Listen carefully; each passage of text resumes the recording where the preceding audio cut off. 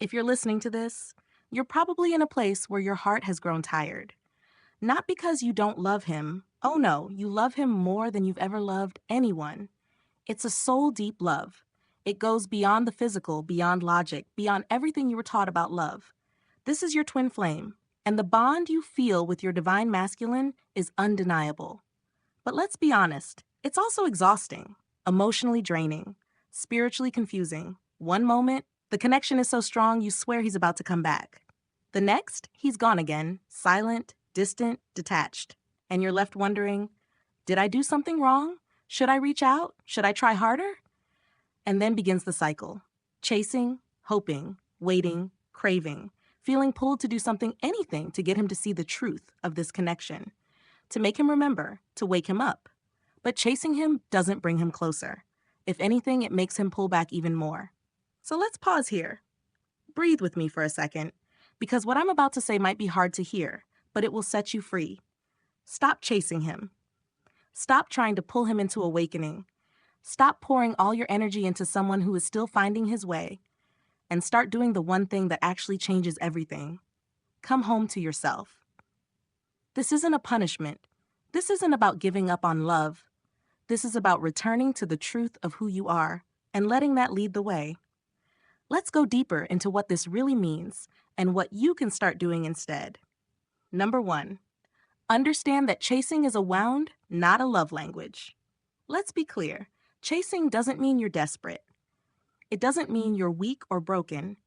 It means there's a part of you that still believes love needs to be earned, that you must do something to prove you're worthy, that if you don't keep trying, you'll lose him forever.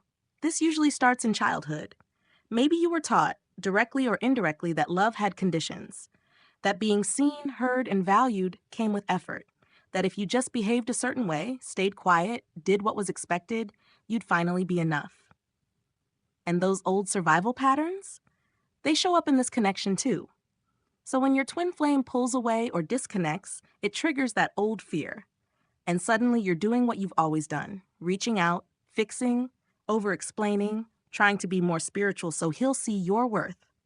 But here's the truth. Real love doesn't require chasing, especially not the kind of soul-level love you share with your divine masculine. This bond already exists. It was written long before either of you knew what to call it. You don't need to convince him. You don't need to perform. You certainly don't need to beg. The urge to chase is a wound calling for healing, not a strategy for union. When you start recognizing that, you begin to reclaim your energy. You start meeting those tender parts of yourself with compassion instead of criticism. You stop acting from fear and start living from wholeness. And guess what? That changes everything. Because when you're no longer running after love, you become magnetic to it. Number 2, focus on your energy field. That's what he feels most. He doesn't respond to your texts the way you want. He doesn't seem to notice your posts. He doesn't react when you try to show him signs or hints. But somehow, he always seems to feel when you've pulled your energy back. That's not a coincidence. Your divine masculine doesn't connect with you through logic. He connects with you through energy. The silent pull he feels in the quiet hours, that's your energy field. The peace he feels when you're grounded, even if he doesn't know why, that's your vibration. The shift he senses when you've started healing, even from miles away, that's the unseen cord between your souls.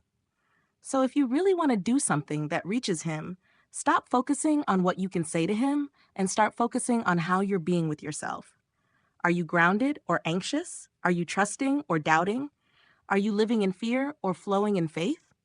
When your energy is scattered, when it's chasing, fixing, proving, he feels that chaos. And instinctively, he pulls away. But when your energy is still open, full of self-love, that's when he starts noticing something shifted. That's when he starts questioning everything he thought he knew. That's when he starts waking up. So work on your field. Not for him, for you. Clean up the energy leaks. Take your power back. Tend to your emotions, your body, your spirit, and let your presence, not your pursuit, do the talking. Number 3, embrace the power of sacred detachment. Let's talk about one of the most misunderstood spiritual practices, detachment. Detachment doesn't mean you stop loving him. It doesn't mean you give up hope. It means you release your grip. You stop trying to control the outcome. You stop tying your happiness to whether or not he comes back. When you detach, you give space, not just for him, but for you. You allow your soul to breathe. You allow your life to unfold. You stop obsessing over timelines, messages, signs, and synchronicities. You stop trying to decode everything he does or doesn't do. And instead, you start living your life again. This is sacred. This is powerful. Because the more you detach, the more you rise. And the more you rise, the more you align with your higher path. And here's the beautiful twist. The moment you stop needing him to come back is often the moment he finally feels safe enough to. When he no longer feels pressure in your field. When he no longer feels the weight of your expectations. When he no longer senses that everything in your world depends on him waking up. That's when the divine masculine starts tuning in. That's when the ego quiets and the soul begins to stir. But it's not about doing this so he'll come back. That's not detachment. That's strategy. And strategy doesn't work in divine love. Real detachment comes from trusting the soul bond so deeply that you're no longer afraid of where it goes. You know it's real. You know it's eternal. And so you finally stop trying to force it. That's where peace begins. That's where miracles start unfolding. That's where you start remembering who you really are. Number 4, build a life that feels like home to your soul. So many divine feminines put their lives on pause. They stop dreaming, they stop creating, they stop living fully because they think their purpose will only begin once their masculine returns. But that's a lie. And more than that, it's a trap. You were never meant to wait in limbo. You weren't born just to be someone's other half. You are a soul in your own right, a force of nature, a light in this world. And your mission didn't disappear just because he pulled away. The truth is, your healing is part of the mission. Your joy is part of the purpose. Your evolution, your growth, your expansion, these are not distractions from union. They are the path to it. So ask yourself, what would my life look like if I stopped waiting? What would you create? Where would you travel? What would you study, write, express, explore? Who would you become if you stopped shrinking yourself to match someone else's readiness? Now's the time to build that life. Not out of rebellion, not to prove a point, but because your soul is asking for it. Because your highest self is tired of postponing its dreams. Because this is your sacred time. And here's what's wild. When you start living like that, you become even more aligned with your masculine's higher self. Not the version of him that's still lost, but the version that's rising, the version that's evolving too. Because soul union happens when both flames are living their truth. So go live yours. Number 5, come back to your divine feminine power. When you're constantly chasing him, calling, texting, overthinking, trying to figure out the right thing to say, you're stepping away from your feminine energy. You may not even realize it at first, but something in you starts to feel off. You feel anxious, restless, unsettled. It's like no matter what you do, you can't relax. That's a sign you're not moving in your natural flow anymore. The feminine isn't meant to chase. That's not how she's wired. Her strength is in her stillness, in her presence, in her ability to soften without losing her power. When she's rooted in herself, she doesn't need to grasp. She doesn't need to overextend. She doesn't need to push anything forward. Things come to her, not because she demands it, but because her energy is magnetic. And when you're in that energy, everything around you shifts. People feel safe around you. Your masculine feels your peace, even if you haven't spoken in weeks. The field between you becomes clearer, calmer, more open. That's what makes him start to feel again. That's what draws him in. Not loud declarations or emotional pleas, but your quiet strength. But here's the thing. You don't just flip a switch and return to your feminine. It takes intention. It takes gentle daily choices. You begin by slowing down, letting go of the urge to control. You allow yourself to feel instead of constantly trying to figure everything out. You start asking, what do I need right now? Instead of, what does he need from me? You come back to your body. You breathe deeper.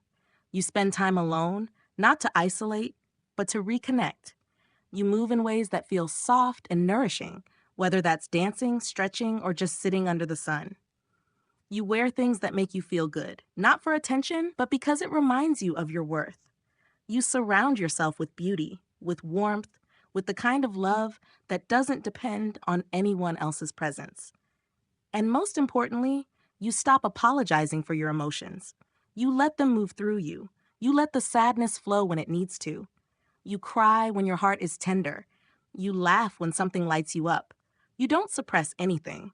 Because when you allow your full range of feelings, you become even more powerful. The more you live in your feminine, the less you feel the need to chase. You remember that you are the gift, that your energy alone shifts things, and that any man, especially your twin flame, can only truly meet you when you're standing in that energy fully. And if he doesn't return right now, if the path takes longer than expected, you still win.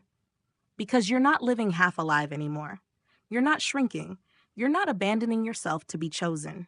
You're already whole. And from that wholeness, love will either return or something even greater will find you. But either way, you're free. I know this path can feel unbearable sometimes.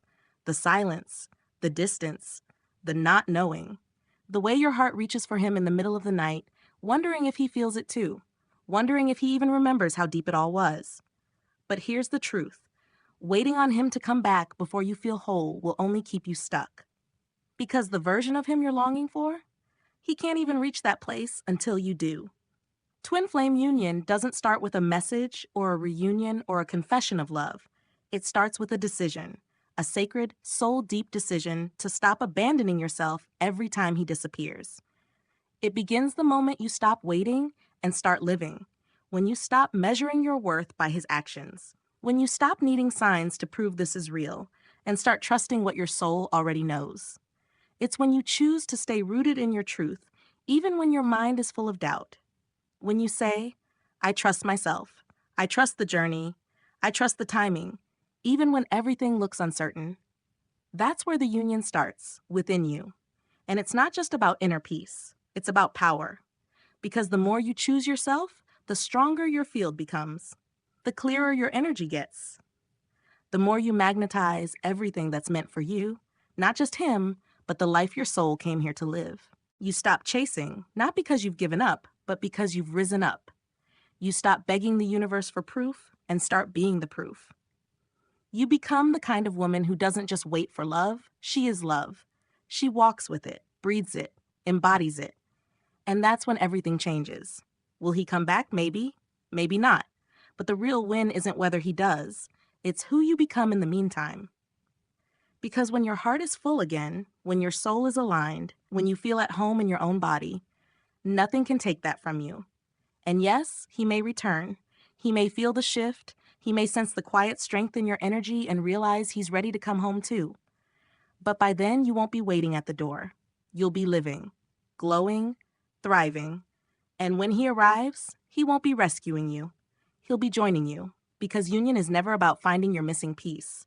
It's about two whole souls walking each other home. So keep choosing you, today, tomorrow, always. That's the reunion that lasts. That's the love that can't be broken. And that's the life you were born to live.